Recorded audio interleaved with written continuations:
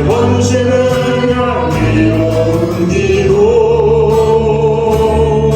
그대가 받는 땅 어디에서라도 그의 이름 높아질 거예요. 내가 율법이나 선지자를 폐하러 온 줄로 생각하지 말라. 폐하러 온 것이 아니요 완전하게 하려 함이라. 진실로 너에게 이르노니 천지가 없어지기 전에는 율법의 1.1획도 결코 없어지지 아니하고 다 이루리라. 우리의 약함을 들어 쓰심으로 당신의 은혜를 깨닫게 하신 아버지, 오늘 거룩한 주일을 맞이하여 아버지의 사랑을 온전히 부어주시기 위해 이 주님의 전에 모이게 하시고 찬양과 기도로 예배를 시작하게 하심을 감사드립니다. 앞서가신 우리 주 예수 그리스도의 믿음으로 그 믿음 안에서 참떡과 참포도주를 먹여주심으로 당신의 사랑하는 자녀라 칭하여 주시고 아버지의 영원한 안식에 들어가 그 주시는 안식 안에서 평안을 누리게 하여 주시기를 기도드립니다. 아버지의 그 나라를 소망하게 하시고 나의 기업으로 주시옵소서 기도하고 구함으로 그 참된 양식 가진 자 영원한 내일이 되어 사는 우리 좋은 교회 성도들 되게 하여 주시기를 기도드립니다. 날마다 주시는 이 놀라운 기쁨의 말씀, 생명의 말씀으로 깨달아 살게 하여 주시옵소서. 우리가 받은 값 주고 돈 주고 살 수 없는 그 은혜를 받은 자들이 지금 우리 좋은 교회에 넘쳐나게 하여 주시옵고 각 처소에서 그 받은 은혜로 맡겨주신 모든 직분들을 아버지의 섬김을 먼저 받아 깨달아 받은 그 섬김으로 곳곳에서 서로 위로하고 기쁨도 슬픔도 함께 나누며 사는 형제자매 그리스도의 지체줄로 갈보리 산 위에 사망 권세 이기시고 단단히 세워진 주님의 십자가 붙잡고 우리도 주님이 걸어가신 길 따라 살아가는 성도들로 세워주시기를 원합니다. 함께하여 주시옵소서. 오직 주의 성령이 우리에게 임하시면 우리가 그 말씀 안에서 깨달아 알아듣고 그 말씀이 내 안에서 풀어져 완성되면 그것이 은혜인 것을 깨달아 오늘도 들려주시는 생명의 말씀으로 우리의 영이 소생하여 주님을 만나고 가는 귀한 시간 복된 예배 되어지기를 기도드립니다. 이 모든 말씀을 우리의 대제사장 영원한 왕 신랑 되시는 예수 그리스도의 이름으로 기도드립니다. 몇 가지 교회 소식 알려드리겠습니다. 이번 주 목요일까지 창세기 묵상이 매일 올라가고요. 금요일부터는 11월 1일이 되어서 다니엘 21일 기도회가 시작이 됩니다. 다니엘 기도회는 참여해 보신 분들이 계실지 모르겠습니다만은 한인 모든 해외나 한인 교회들이 참여하는 그런 그 기도회입니다. 약 한 2만여 교회가 참여하는, 그래서 교회의 찬양단, 그 다음에 유명 강사, 연예인 등등이 다니엘 기도회에 참여 강사로 나오고, 진행은 매일 저녁 8시부터 10시까지 진행이 되는데, 한국에서 8시부터 10시니까 우리 시간으로는 하루가 지난 다음이 되겠어요. 그래서 제가 링크를 카톡이나 웹사이트에 올려놓으면 그것으로 묵상하시면 되는데 2시간 정도 진행이 됩니다. 2시간이 너무 찬양과 광고, 그 다음에 기도, 그 다음에 설교 이렇게 쭉 진행이 되어서 너무 길다 싶으시면 링크로 올라가서 설교만 한 50분 정도 설교하시는데 그거를 속도를 조절하셔서 보시면 되겠습니다. 다니엘 기도 안내 영상과 강사 어떤 분이 올해 나오시는지 2가지 영상을 동시에 보시겠습니다.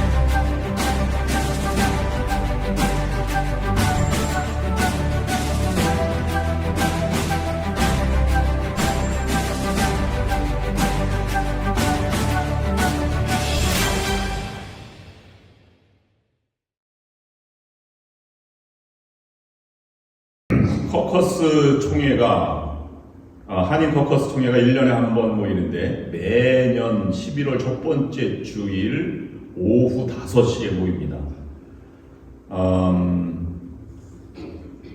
중간에 돌아가면서 이제 자원하는 교회들이 총회를 하는데 주로 콘트라코스타에서 매년 해왔는데 올해는 산타클라라 연합감리교회가 자원을 했기 때문에 산타클라라 교회에서 5시에 있습니다. 저도 우리 교회에서는 2시쯤에 출발하면 시간이 될 듯 합니다. 다시 이곳에 도착하면 6시에 끝나니까 9시쯤에 도착할 예정입니다.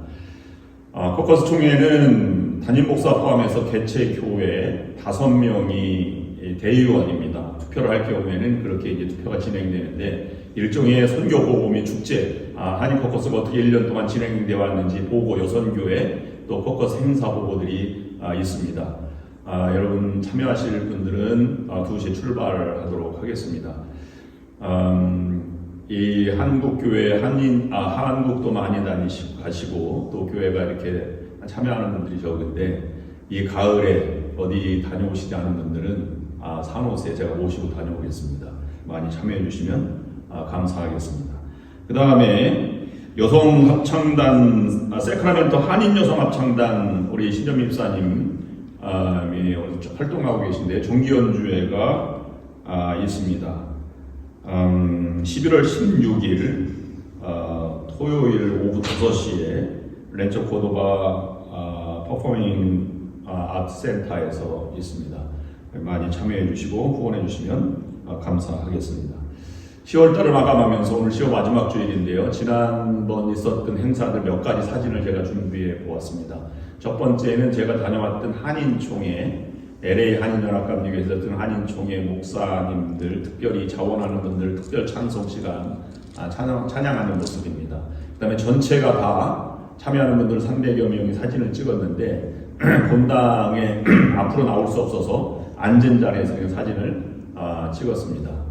그 다음에는 우리 보데가 베이로 몇몇 분들이 야외 트레일을 갔었는데 트레일을 갈 때 비가 많이 와서 우산을 쓰고 보데가 베이 해변가에서 찍은 사진입니다. 물고기 한 마리도 못 잡았습니다. 그러나 잡는 신용을 했던 것 기록으로 남겨 보았습니다.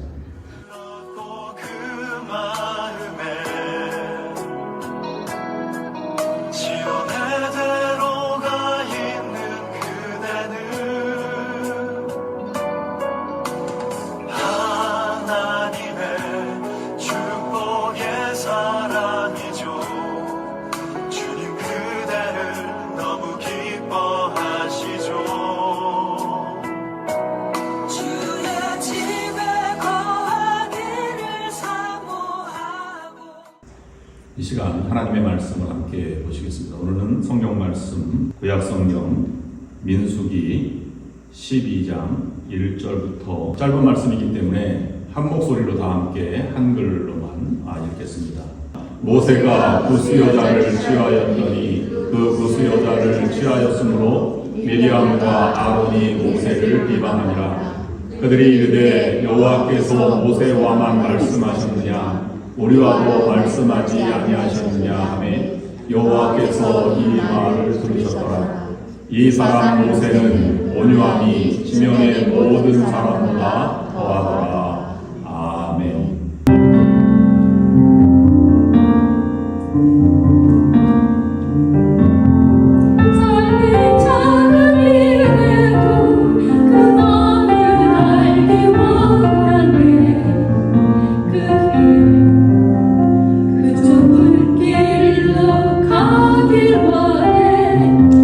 나의 마음을 알고 그분의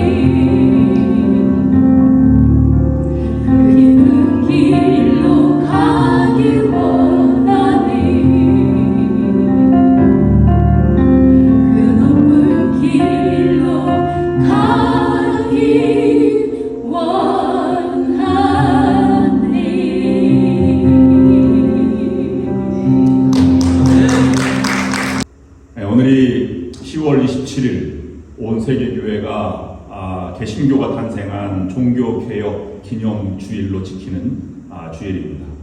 마르틴 루터를 비롯해서 종교개혁자들에 의해서 우리 개신교가 처음으로 출발하게 되어서 우리가 이렇게 신앙생활을 하게 되었습니다. 오늘은 이 온유한 사람이 되어라 라는 제목으로 모세의 성품을 묵상하려고 합니다. 오늘 본문 말씀은 모세의 성품을 가장 잘 나타낸 본문 중에 하나입니다. 모세의 온유함은 세상의 어떤 사람보다 뛰어나다는 말씀입니다. 일생을 험난한 삶을 살아온 모세였지만 그의 말년의 모습은 온화한 믿음의 사람, 온유한 성품의 사람이었습니다. 벼가 익을수록 더 고개를 숙이는 것처럼 고난과 아픔의 세월을 겪은 사람일수록 온유한 사람이 됩니다. 제가 전에 목회하던 교회 옆에 바로 옆에는 아이젠하워 대통령의 생가가 있었습니다. 그 생가 옆에서 10년을 살았습니다. 누가 캔사스까지 여행을 오겠습니까마는 혹이라도 여행을 방문객이나 누가 오면 갈만한 곳은 유일하게 한 군데 아이젠하워 생가밖에 없었습니다. 그 아이젠하워 생가에는 조그만 옛날 집, 그 다음에 에벌린이라고 하는 한 5,000명 되는 동떨어진 마을에 생가 옆에는 공원이 있고 그 다음에 뮤지엄이 있고 그 다음에 거기 무덤이 있습니다. 그 사이에 무덤이 아이젠하워 대통령과 그의 부인 매미 아이젠하워 두 무덤이 있고 그 사이에 어린아이 무덤이 있습니다. 3살 때 병으로 죽은 첫째 나드 아이젠하워의 무덤입니다. 위대한 노르만디 상륙작전의 영웅이자 또 연합군 사령관, 또 미국의 대통령, 최초로 한국을 방문한 미국 대통령인 그 모습의 온유한 그런 모습을 우리가 그곳에 느낄 수 있습니다. 아픔이 있었기 때문에 위대하게 될 수 있었다고 생각을 하며 아픔이 있었기에 온유할 수 있었다고 볼 수 있습니다. 그곳에 살아가는 동안 고등학교 1학년 때 처음으로 텍사스에서 올라와서 정착을 하게 되었는데 유명한 일화가 있습니다. 34대 대통령 되기 전에 2차 대전 당시 연합군 총사령관으로 지낼 때 아이젠하워 대통령 어머니가 유일한 운송 수단이었던 여행 수단이었던 기차를 타고 가는데 맞은편에 앉은 한 아주머니가 이 아이젠하워 대통령 어머니에게 계속 물어봐서 자랑을 들어오기 시작했습니다. 자기 아들이 군대인데 이제 병장에서 하사로 진급한 지 지난달에 되었다. 얼마나 위대한지 얼마나 용감한지 전쟁 중에도 이렇게 위대한 업적을 남기고 군인으로 살아가는 어머니가 자랑스럽다라고 말을 했습니다. 앞에 있던 아이젠하워 대통령 어머니에게 말했습니다. 당신의 아들이 있나요? 당신의 아들은 무엇을 합니까? 라고 물었습니다. 그때 아이젠하워 대통령의 어머니가 이렇게 대답했답니다. 나의 아들도 당신처럼 군인입니다. 특별히 종교개혁을 하면서 처절했던 삶의 흔적을 우리가 볼 수 있습니다. 몇 년 전에 종교개혁 500주년 기념으로 대대적인 행사가 열렸는데 가장 감동을 주는 것은 비텐베르그 성당에 붙였던 95개조의 반박문이 출발점이 되었습니다. 말틴 루터에서 종교개혁이 시작되었지만 오직 힘들어서 오직 믿음, 오직 성경, 오직 은혜로만이라는 주제를 가지고 나아가게 되었죠. 그 배경에는 이런 상황이 그 배경에 있었습니다.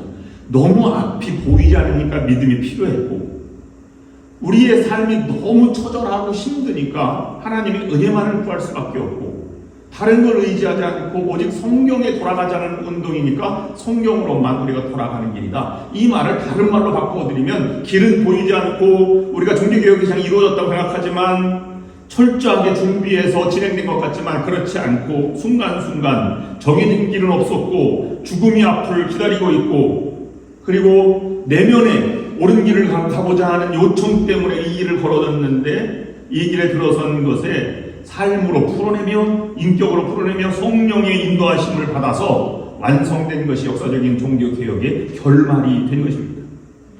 그곳에서는 우리가 결과로 이렇게 자유로운 신앙을 가지고 있었지만 수많은 사람들의 피 흘림이 있었고 그 피 흘림 가운데 죽음을 무릅쓰지 않고 나타냈던 말씀부터의 믿음과 인격과 그 삶의 향기가 묻어져 있는 것입니다.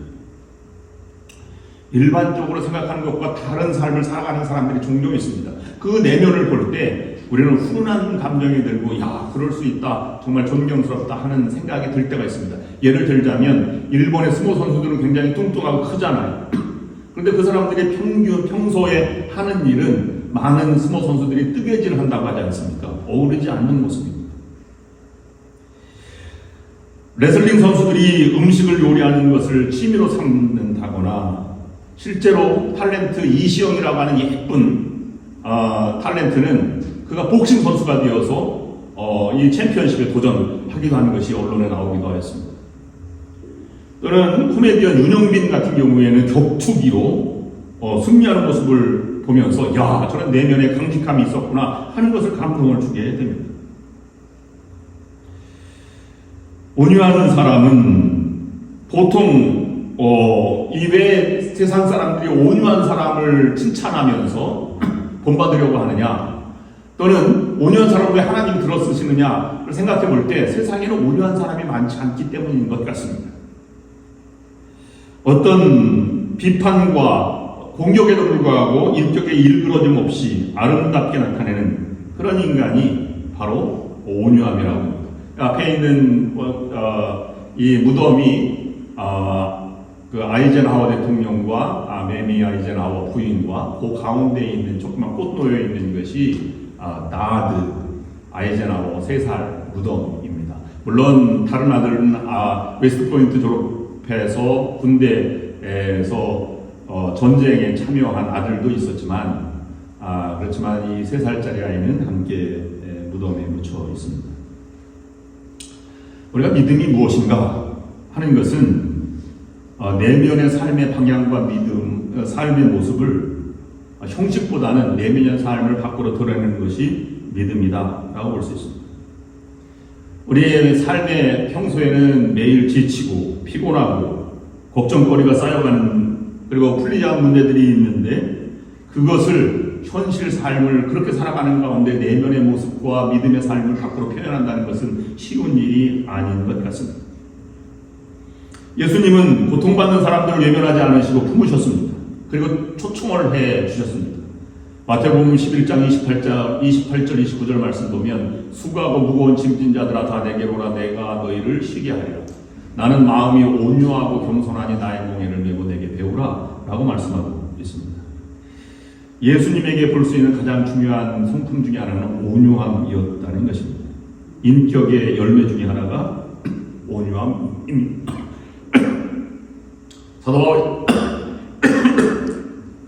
사도 바울이 갈라디아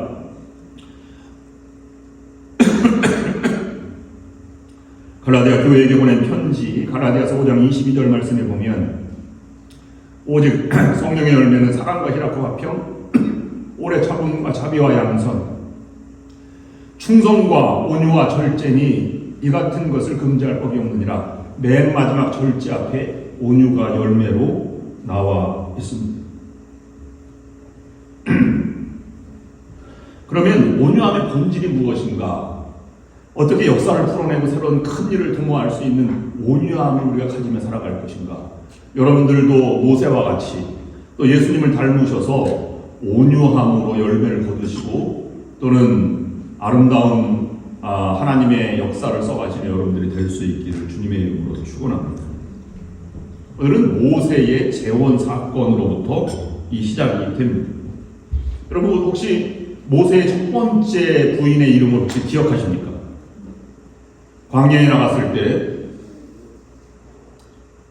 양을 치다 만난 이드로의 딸 이름이 십보라였습니다.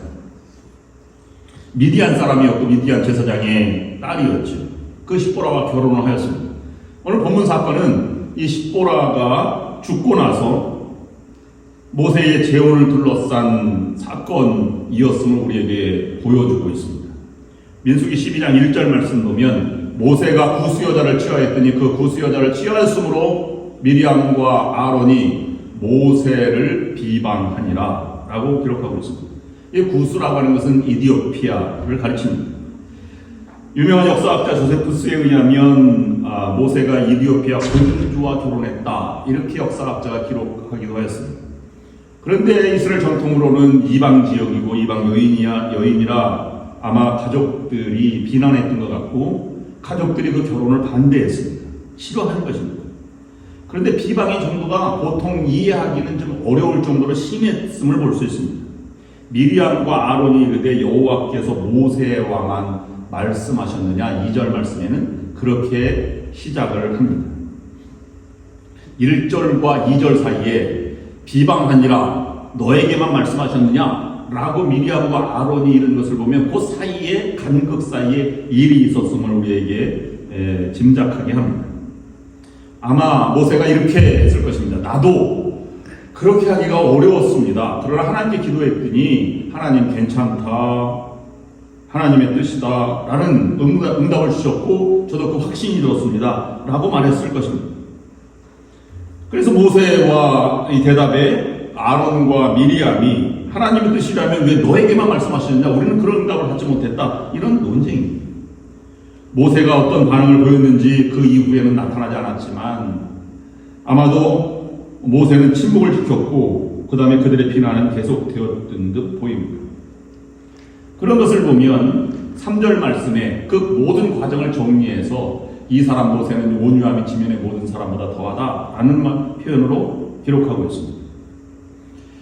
이 모세보다 더 온유한 사람은 세상에 존재하지 않는다 라는 것입니다. 그러면 이 모세를 통해서 온유함의 세 가지 단계를 우리가 함께 묵상해 보면서 종교개혁자 말틴 루터와 존 웨슬리 목사님, 존 칼빈 이런 분들이 어떻게 혼란한 상황 속에서 자기의 믿음을 지키고 종교개혁을 이루어서 열매를 거두었는지 우리도 그 열매를 거두기 위해서는 어떤 자세로 살아가야 하는지 세 가지 관점에서 묵상해 보려고 합니다. 여러분 온유라고 하는 것은 끓어오르는 분노를 다스리는 것입니다. 온유는 분노의 감정을 절제하고 다스리는 것입니다. 성령의 열매를 말하면서 그 중에 하나가 온유가 있다 하는 것을 살펴보아도 그렇습니다. 마태복음에는 산상팔복 가운데 온유한 자는 복이 있나니 저희가 땅을 차지한다는 그런 말씀도 있습니다. 그러면 온유하다고 하는 말은 무엇일까요? 한문으로 온유하다를 첫 번째 풀이하면 따뜻할 온자에다가 부드러울 유자입니다. 마음이 따뜻하고 부드럽다는 표현입니다. 따뜻하고 부드러운 성품을 가진 사람을 온유하다라고 표현했다는 것입니다. 그래서 우리가 쉽게 온유하다, 저 사람 참 온유해 라는 말로 표현하는 것을 우리가 자기 스스로 이해한다면 저 사람은 참 온순해 이런 입장으로 다가옵니다. 화를 낼 수가 없어. 화를 내지 않아. 또는 격언으로 저 사람은 부처님 가운데 도막 같아. 또는 뭐 뼈 있는 말을 하지 않으니까 그냥 무골 호인이야. 한없이 좋은 사람이야. 이렇게 착한 사람이라고 하는 것을 연상하게 됩니다. 기백 없이 물러터져서 좋은 사람과 연결시킬 때가 있다는 말입니다. 약간 부정적인 의미가 좀 많이 내포되어 있습니다. 그러나 성경에서 말하는 온유는 이것과는 전혀 다른 개념이라고 하는 것을 묵상해 보게 됩니다. 원래 온유라고 하는 말의 히라버는 프라우스라고 발음합니다. 이것을 한글로 번역할 때는 사려 깊은, 부드러운, 겸손한 또는 예의 바른이라는 뜻으로 번역할 수 있습니다. 그래서 성경에서 말하는 온유한 자라고 하는 것은 부드럽고 겸손하고 관대하고 사려 깊고 예의 바른 성품을 가지고 살아가는 자를 뜻합니다. 그래서 온유한 사람은 운전할 때 상대방에게 손가락질하고 화를 내지 않습니다. 남편은 아내에게 문을 열어주고 가끔 설거지도 해주는 10대 청소년들 중에는 온유한 자는 밤늦게 귀가해서 부모님 속을 속이지 않는 어떤 그런 예의 바름이 포함된 것이다 이렇게 볼 수 있습니다. 그런데 이 온유함을 가진 성경이 말하는 이 프라우스라고 하는 말에 두 가지 분명한 뜻이 있는데요. 첫 번째 뜻은 주인의 통제하에 들어가는 상태를 가르쳐 말합니다. 이 야생마가 그 당시에는 고대 근동 지방이었기 때문에 늑대라든지 아니면 야생 말이라든지 이런 것들을 훈련해서 당당이라든지 이런 걸 노새 같은 것을 훈련해서 자기 가축으로 키우는 경우가 있었을 것입니다. 사나운 들짐승이 집에 들어와서 잘 훈련시켜서 이제 상당히 길들여져 있습니다. 그때 히브리인들을 말하기를 저 소는 저 늑대는 잘 훈련되었다. 프라우테스 온순해졌다, 온유해졌다는 표현을 쓸 때 쓴다는 것입니다. 그럼 야생마가 온순해졌다는 것은 야생마의 기질 아니면 그의 성품, 그의 어떤 용기, 그의 기상은 포기했다는 것이 아닙니다. 야생마 가지고 있는 그 특정한 힘과 능력이나 뛰어난 것은 여전히 가지고 있으되 주인의 의지에 따라서 완전히 주인의 의지에 복속된 존재라는 의미입니다. 우리가 온유한 사람이면 온유했다고 해서 물렁물렁하는 것이 아니라 재주나 능력과 기상을 완전히 포기하는 것이 아니라 하나님의 뜻에 모든 것을 다 쓰임받을 수 있도록 내놓았다 하는 것입니다. 둘째로 온유한 사람은 배우려고 하는 사람이다 하는 것입니다. 훈련받을 자세가 되어 있는 사람을 온유하다고 표현했습니다. 그래서 선생은 가르치는 자요, 배우는 자는 제자라고 말합니다. 나는 마음이 온유하니 나에게서 배우라 라는 말씀을 여기에서 볼 수 있습니다. 고대 신학 철학자 아리스토텔레스는 온유함의 덕을 분명하게 더 정의를 해놓았는데 고전적 정의는 이렇습니다. 온유란 무엇인가? 그것은 분노와 무관심 사이에 존재하는 절제된 중용의 감정 상태이다 라고 말했습니다. 여러분, 화가 막 치밀어 올라서 뚜껑이 열릴 정도가 됐어요. 그러면 둘 중에 하나가 된다는 것입니다.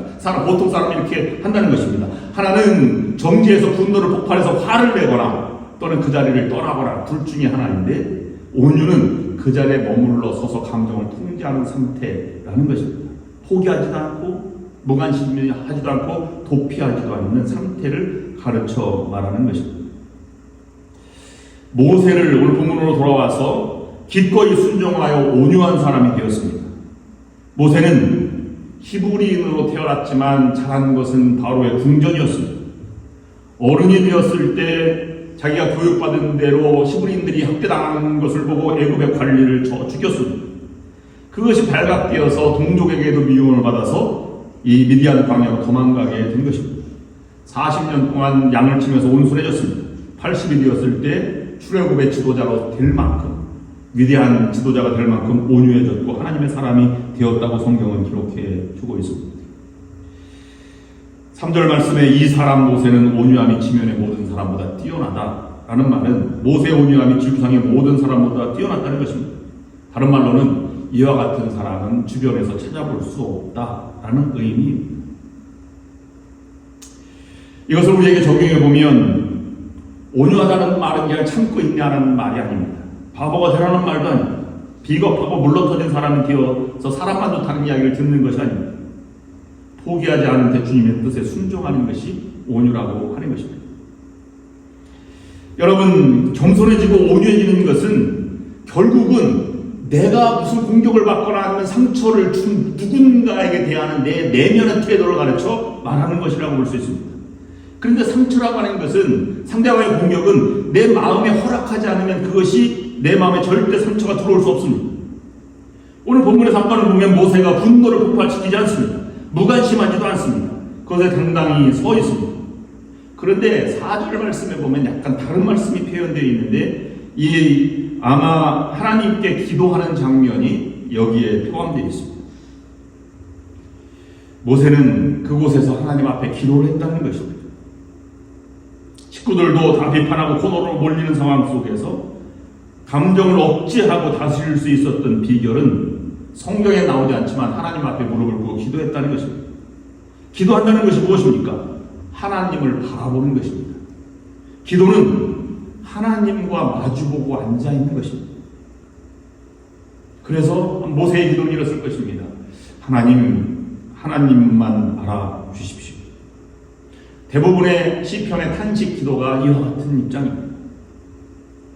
성경에 보시면 인간관계에 상처를 입었을 때 구약이나 신약이나 모든 성경에도 원수를 갖지 말라고 했습니다.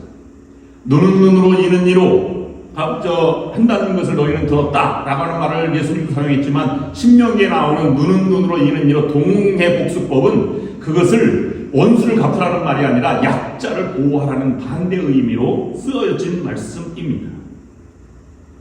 그러므로 온유함이란 나의 분노를 잠재하고 감정을 컨트롤하는 것입니다. 이것이 온유의 덕인 것입니다. 여러분도 그런 분노의 감정을 다스리는 여러분들이 될 수 있기를 원합니다. 두 번째, 모세는 감정을 억누르고 하나님 앞에 기도한다고 모든 것이 다 된 것이 아닙니다. 두 번째, 온유는 받아들이는 것입니다. 여러분, 감정을 다스린다는 것은 소극적인 자세지요. 참아내는 것입니다. 그런데 거기서 끝난다면 우리가 영향력을 행사할 수 없습니다. 더 모든 것은 성품을 가진 사람은 한 걸음 더 나아가서 주어진 상황을 하나님 주신 것으로 받아들이는 것입니다.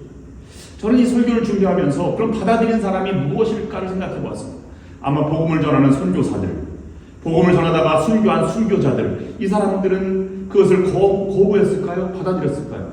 그것도 받아들인 사람들이었을 것입니다.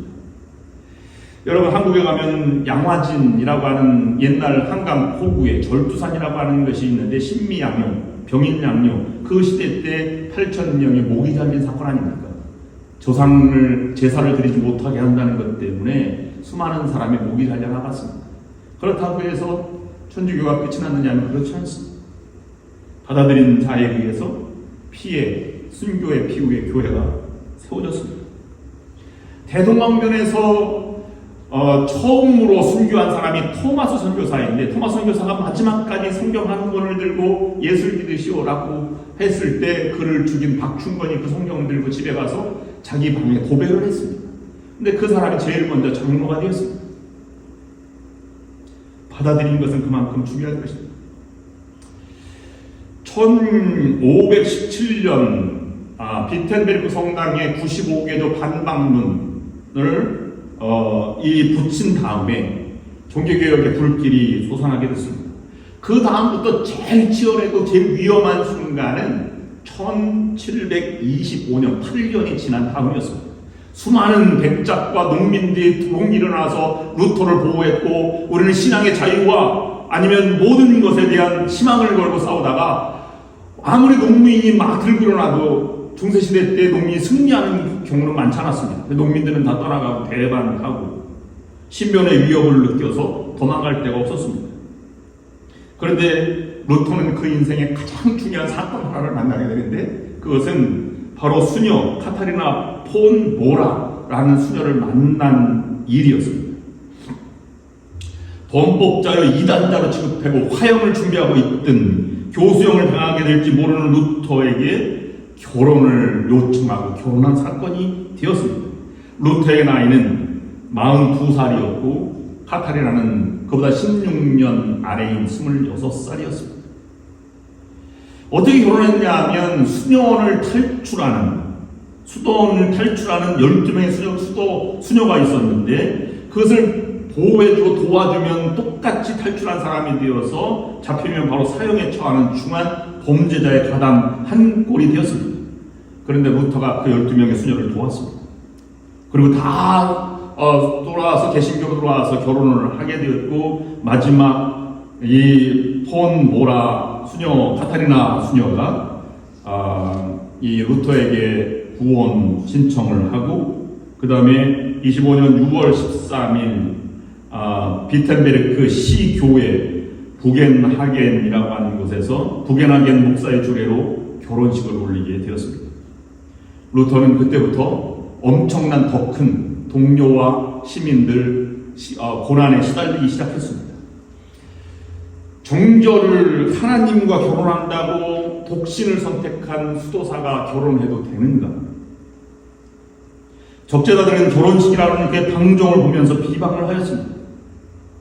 그런데 그 주변에 따라오는 많은 사람들 중에 가장 절친했던 친구는 하나님의 선지라고 믿는다, 감동의 눈물을 흘리기도 하였습니다. 그건 소수였고 대부분이 비난당하고 적대시하였습니다. 그런데 카타리나와 사이에서 3명의 여자와 3명의 남자아이가 태어났고 2명의 아이는 어릴 때 죽음을 맞이하게 됩니다. 그 모든 것을 받아들였어요. 4명의 아이를 키우면서 주변에 그때 얼마나 많은 처절한 싸움이 있었습니까?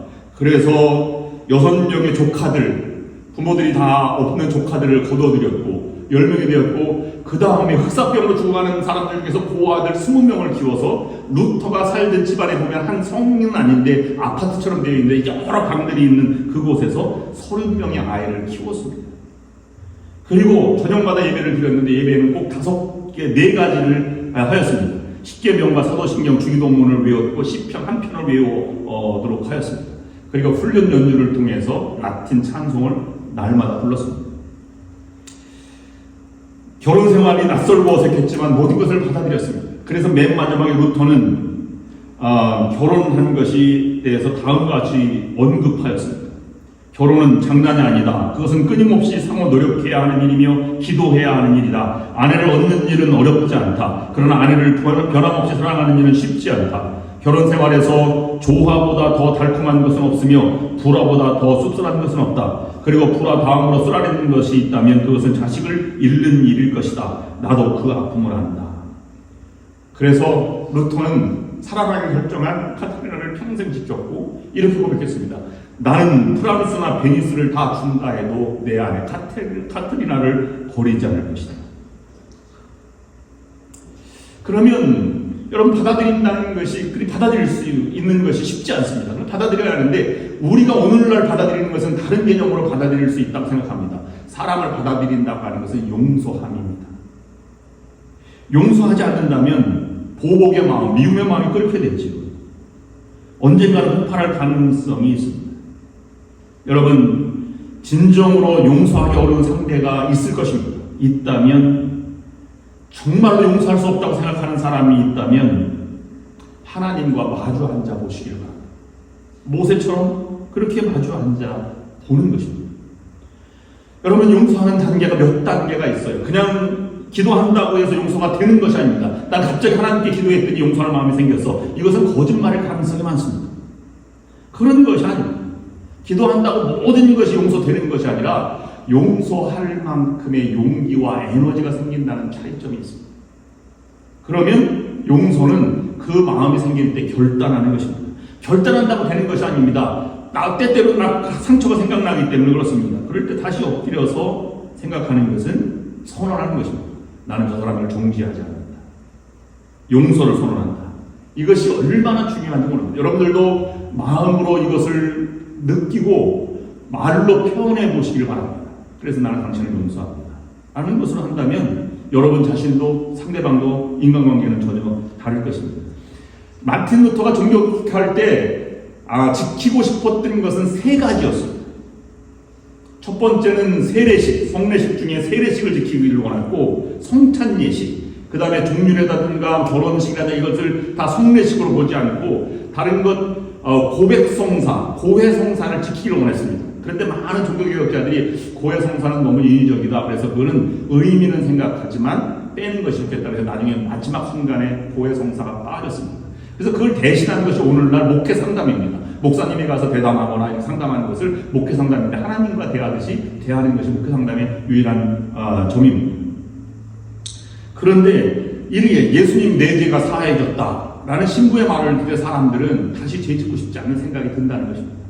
여러분 20년 전에 미니시리즈 여러분 보신 분들 계시겠지만 가을동화라고 하는 동화가 송승헌과 송혜교 주연으로 한 것인데 그 촬영지가 제가 목회하던 강원도 양양군 손양면입니다. 근데 거기에서 보면 어린 남매가 손을 얹고 이렇게 얘기합니다. 내가 내 죄를 사하노라. 이렇게 하는 장면이 나옵니다. 우리의 삶의 모습에 선이라고 하는 것이 얼마나 중요한지를 보여주고 있는 것입니다. 그러면 감정을 억누르는 것이 온유함입니다. 그런데 더 중요한 것은 자기가 주어진 상황을 받아들이는 것입니다. 아무리 힘들고 어려운 상황도 받아들이고 그것을 하나님 앞에 내놓고 살아가는 자세가 용서 또는 온유한 자가 살아가는 삶의 모습입니다. 3번째, 그것에 한 단계 더 나아가면 온유라고 하는 것은 축복하는 것입니다. 폭발하지 않는 것도 온유입니다. 그런데 그보다 더 중요한 것은 받아들이는 것입니다.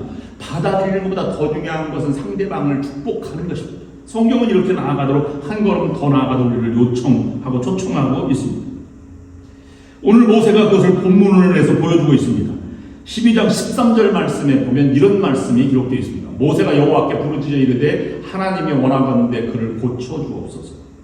미리암을 고쳐달라고 기도했습니다. 미리암이 저주를 받았을 때 하나님이 그를 손대셨습니다. 그래서 문둥병이 걸리게 되었습니다. 그런데 모세는 그를 축복해서 고쳐달라고 지금 기도하고 있는 것입니다.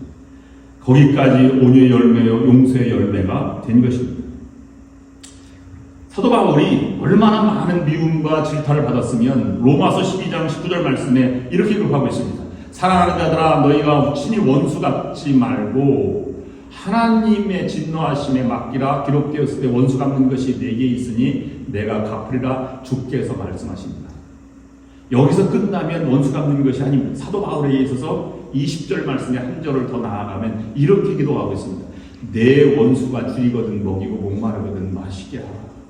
그것이 축복입니다. 그렇다고 해서 모세가 미디암을 해서 기도했더니 모세가 갑자기 옛날 성품은 다 사라지고 성자가 됐느냐? 그렇지 않습니다. 출애굽 인도할 때 얼마나 심했으면 바위를 2번 쳐서 가나안 땅에 들어가지 못하는 누를 범하게 되었습니까?